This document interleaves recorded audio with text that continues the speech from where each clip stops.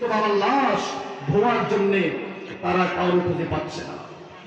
প্রিয় বাবারা, সন্তানকে দিন শিক্ষা দেন, ইসলাম শিক্ষা দেন, কোরআন হাদিস শিক্ষা দেন, তাহলে আপনার মৃত্যুর পরে হুজুর লাগবে না, ধোয়ানি কেউ লাগবে না। আপনার সন্তান আপনার ধোয়ানি হবে, আপনার সন্তান আপনার ইমাম হবে। বলুন তো তখন আপনার মনটা কেমন লাগবে? তাহলে 5 নম্বর হলো তাদের খেদমত। তাদের কি লাগবে? খেদমত করা লাগবে। রাসূলুল্লাহ বলেন, আল খালাতু বিমানজিলাতিল উম্মি, আব্বা আম্মার খেদমত করা, তাদের সেবা করা তোমার জন্য ফরজ। সুবহানাল্লাহ বলেন। 6 নম্বর হলো সব সময় তাদেরকে সুখে শান্তিতে রাখা লাগবে। আব্বা আম্মার খবর নাই, ব্যস্ত নিয়ে শ্বশুর কেমন আছে, শাশুড়ি কেমন আছে, ব্যাগকে শ্বশুর শাশুড়ি সেবা করা তোমার জন্য ফরজ নয়।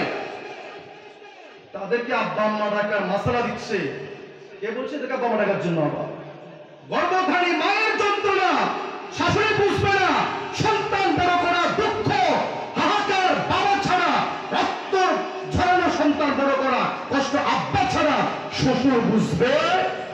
এমনি আব্বা রাখে কেমতের আগে আব্বারা আব্বা ডাকবো কারে? শ্বশুররা আব্বা ডাকবো, আব্বা কি লাগবো? বাপ নাকে মারা যাচ্ছে। কুলাঙ্গার সন্তান, সন্তান দুই প্রকার, একটা সুসন্তান, আরেকটা বলেন আরেকটা কুসন্তান।